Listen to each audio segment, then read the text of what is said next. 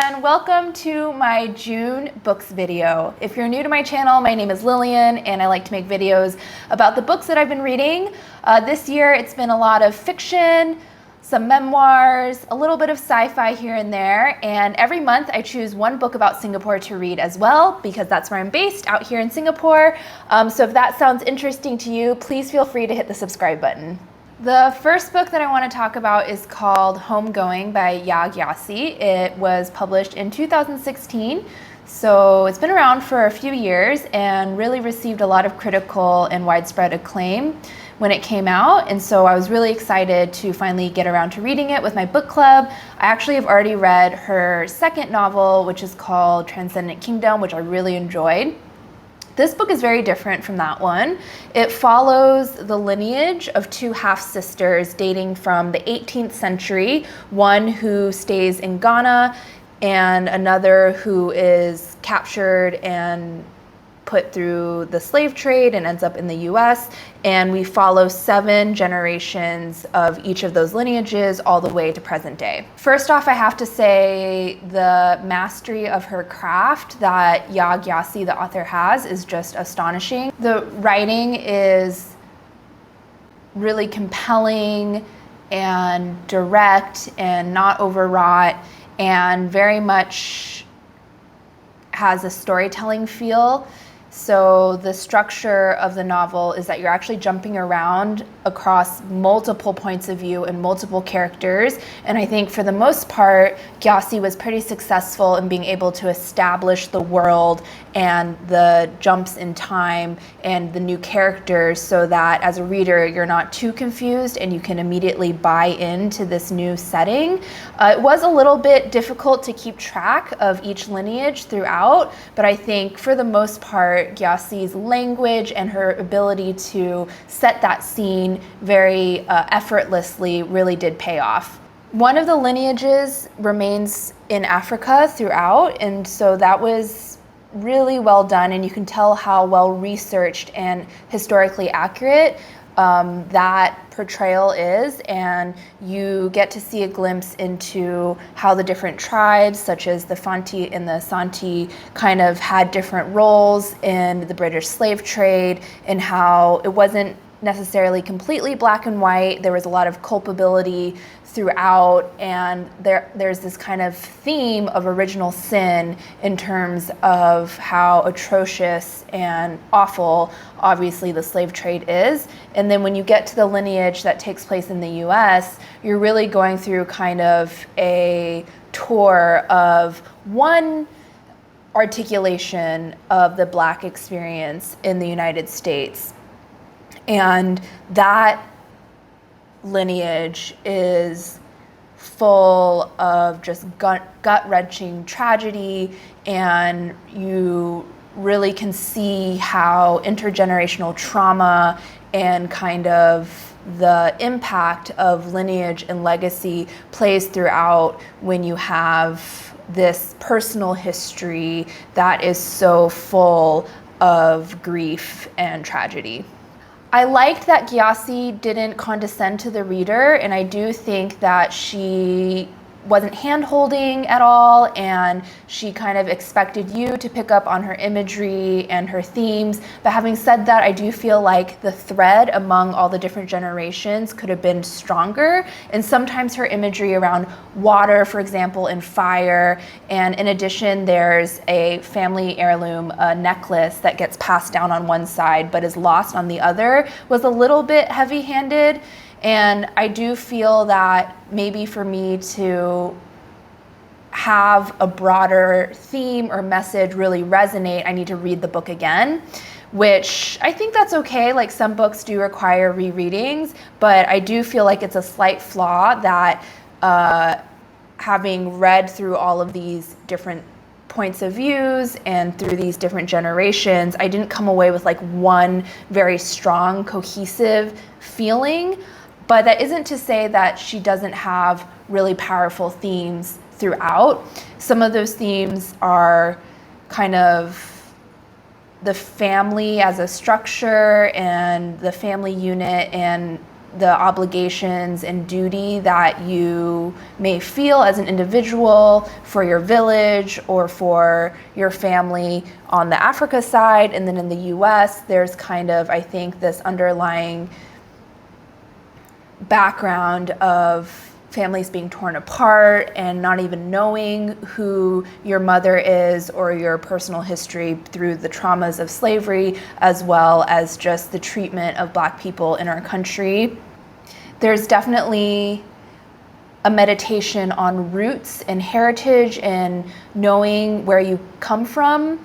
And I think that is a very meaty area of exploration for Gyasi, because she's kind of working through the idea of what is the impact on an overall family line to not know your roots or to not know your own personal history or story.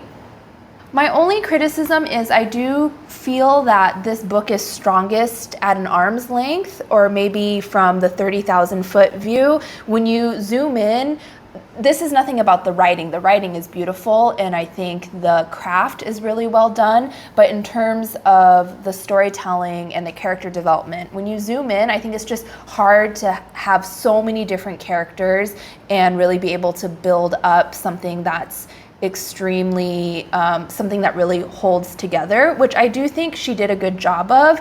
But one kind of thought that I had is I do feel that like some of the characters that she chose did kind of feel like they were meant to be representative of a certain era or a certain experience. And so I think that's totally her prerogative, and it makes sense that she's kind of going through these decades of history and drawing from certain Black American experiences. But I did kind of get a little bit of a feeling of almost like it's trafficking in these stereotypes of how the Black experience was lived. I'm not sure stereotypes is the right word, but maybe more it felt like she was kind of ticking off like, okay, well, we need to have one story be about a slave in the South, one story to be about someone in Harlem. And rarely, very rarely, I did feel that certain turns of phrase or certain depictions or certain actions that occurred did kind of feel like it wasn't fully authentic. I did kind of feel like the distance and the lens, I felt like the gaze of the author, and I almost could feel like Gyasi doing her research and kind of pulling like, okay, like this is kind of something that I need to have represented in my novel, instead of having like the fully developed character that is just organically coming off the page. But this is a very nitpicky gripe, because I think the book in itself is a huge feat in the fact that it does, for the most part, hold together and have really compelling characters that you can connect to, even though there are 2, 4, 6, 8, 10, 12, 14 different characters in this book. And at the end of the day, I think it is extremely powerful, extremely moving. The quote that I would draw from, it's the last line of the first chapter. The woman, Effia, who is one of the half-sisters, her father's wife, who's not her mother, says to her kind of condescendingly, "What can grow from nothing? You've lost your mother, you now no longer have a father, like what can grow from nothing?" And I think that's a really good articulation of what this book is trying to explore, is everything that can develop and come out of and come from kind of a personal history and a legacy that is full of so much pain, but also full of a lot of struggle and a lot of hope, and like anything else has a lot of gray area and deals with these ideas of kind of what is our individual autonomy, what do we owe to our families and to our societies, as well as how we've been betrayed by certain systems and by society, and kind of where does that original sin come from and how does it play out over time and over history. For this book, I'm going to give a rating of a 4.6 out of 5. I highly recommend reading it. I think it will sit with you and give you a lot to think about, and it's also extremely enjoyable, I think, in terms of Gyasi's use of language and imagery, and she really does have some very emotional, emotive, and powerful moments in the book. The next book I read with my mom. We did a little mother-daughter book club, which was really fun. It's called The Midnight Library by Haig. I think this is a pretty popular book. I've been hearing a lot about it. It came out last year in 2020.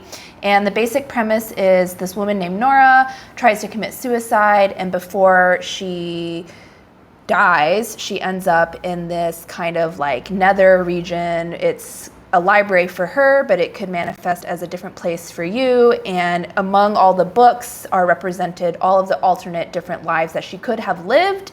And so she pulls out different volumes and she gets to live these alternate lives, see if she would have been depressed if she ended up marrying that guy, see how her life would have turned out if she decided to be a championship swimmer or if she decided to be the lead singer in a rock band. And then I won't spoil the end for you, but she is kind of grappling with this overall question of, does it make sense to compare myself to others, and the overall idea of regret and having a lot of regrets in your life. This was kind of a fun short read. I don't think that it was as meaty or as conceptually thought out as I was expecting. I would definitely go into this book kind of just taking it for what it is, not expecting any like really, really profound revelations or stunning writing by any means. I think there are a couple problems with the plot and the structure. He goes through a lot of different alternate lives that Nora could have lived without much payoff. I don't think that there was a lot of thought put into kind of an overall development of Nora's internal emotions or the way that she views herself. And I think just tactically, there should have been much fewer lives in the book.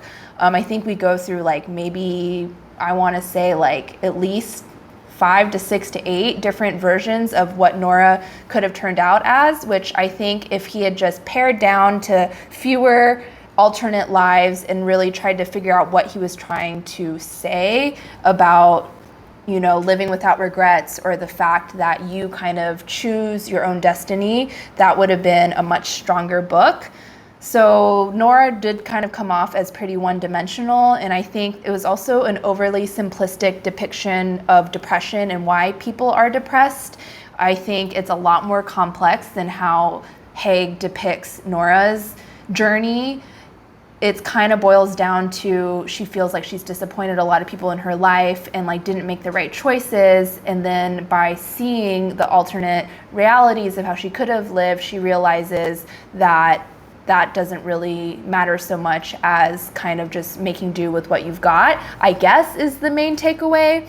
But I wouldn't say that she really goes through any transformative journey or that I really left with any like deeper impression about these existential questions of why it's worth living or like what the meaning of life is. My mom also brought up a good criticism, which I kind of agree with, which is that Haig would kind of drop in these quotes from philosophers like Plato or Thoreau he loved quoting, and I think it could have been done really effectively if there had been kind of a broader theme holding it together, or it was done a little bit more artfully, but it kind of just felt like, oh, he made Nora a philosophy student, and so she kind of would just suddenly think of like a certain philosopher's quote, and it would just be dumped in there, and so it didn't feel totally natural. To me, it was a really light read. I think something that I would read to kind of decompress or read at the beach, which is kind of ironic because the subject matter, superficially at least, sounds depressing because it's about killing yourself and being depressed, but the way that it's written doesn't really delve too much deeper under the surface when it comes to those deeper questions. So the writing style really feels light and fluffy. I'm gonna give this book a 3.2 out of 5. I think Haig has been getting a lot of attention recently. I think his first couple of books did really well. So if you're interested, check it out, but I wouldn't say it's a must read. I would, however, say that this is a must read. I am so excited to talk about this book. I feel like I haven't had a book that I have loved in a few months. This is The Ministry of Moral Panic by Amanda Lee Koh, who is a Singaporean author, but she's now based overseas. It's a collection of short stories, and it's fantastic. It's so inventive and raw and gripping. She has an incredible mastery of language as well as a feel for local circumstances. All of these short stories take place in Singapore, and they just are overflowing with Singapore qualities and authenticity, and it just really feels like this is maybe even the platonic ideal of what local fiction looks like. It didn't really traffic in stereotypes or tropes. It just felt like these stories were actually plucked out of like the Singaporean context and the Singaporean ether, and that was just such a joy to read.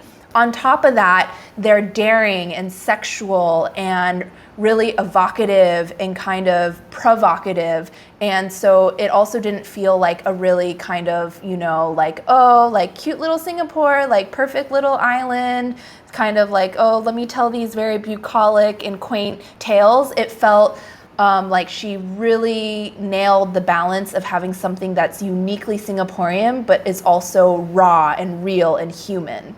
This collection of short stories came out in 2013, and there are 14 short stories. I think all of them are really good. Some of them are incredible.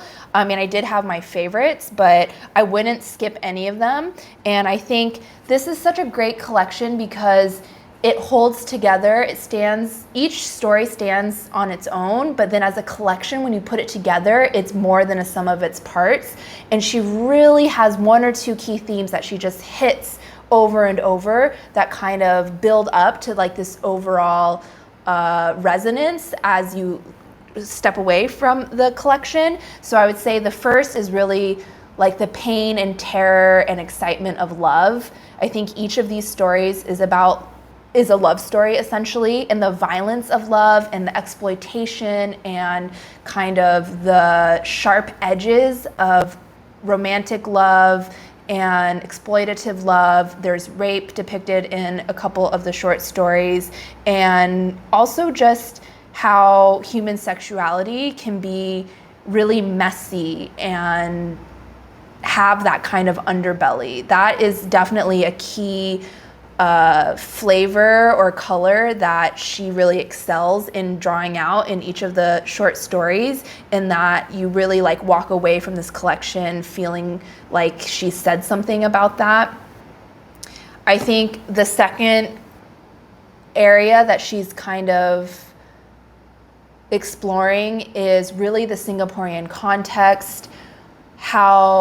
And it's not in an overt way. It's not in a like political or overly messaged way. It's definitely more just in the course of telling these stories, she is depicting also the levers and the mechanisms at play in Singapore, and that'll just come up very naturally, kind of how quickly the country has changed, the conservative elements of it perhaps. There are some older characters in a certain short story that talk about the old days and how certain, like the National Theater or whatever, has been torn down to make way for new development. I just loved all of the characters in each of these stories. These characters are messed up, some are lonely, some are very flawed. They just felt so real, but also developed and sketched out in a way that makes them come alive off the page. It depicts different kinds of relationships, a relationship between an older woman and a younger woman, between a lesbian couple that has to hide their love, between a bully and the child that he tormented, between an employer and a maid, and not in a way that feels like, oh, I'm ticking off these boxes of I want to show a lot of different examples, but just in a very like, this is the tapestry of the different stories that exist across the island, and I want to tell them in a unique and interesting and vibrant way. One of the stories has a little bit of a supernatural quality to it. I would say in general, the writing style is super visceral and inventive, and I'm so excited to see what she writes next. I will definitely read it. I think a lot of times I read modern fiction and I feel a little put off at how hard it's trying, and I feel like this actually hits the right balance of being inventive and fresh and gripping without trying so hard. Like, all of the language serves a purpose, and each story fits well in the broader collection, but also holds together itself as an individual story, as an individual kind of snapshot. My favorite short stories, in case you're curious, are Flamingo Valley. I also really liked Pawn and The King of Caldecott Hill, Every Park on This Island, and then Laundromat I really liked, and Siren too, which was the one that was a little bit more supernatural. Yeah, I don't know what more I can say without kind of robbing her of her power and the magic of this collection. So I'll probably just stop here and just highly recommend reading this. It's probably one of the best things I've read this year. It was just such a joy to read something that felt really authentically Singaporean, but also daring and sexual and provocative without trying too hard. That's like really hard to find. I feel like a lot of stuff you read is just trying too hard, and this, I think she just really succeeds in pulling off something that is both dazzling and interesting, but also really resonates and is authentic. So I'm going to give this a 4.8 out of 5. I'm definitely going to revisit some of these. I can see myself coming back to this collection. If you're new to Singaporean fiction or Singaporean literature, I highly recommend putting this on your list and checking this out. So those are the books that I read in the month of June. I think I picked some pretty popular books, so if any of you guys have read these, please comment down below and let me know what you thought. That's kind of the main reason I started this channel, was to hear what other people are reading and what they thought about the books that I'm reading, and so definitely would love to hear your thoughts and your opinions, whether you agree or disagree. And thanks for making it this far. Thanks for watching the video, and I'll see you in the next one.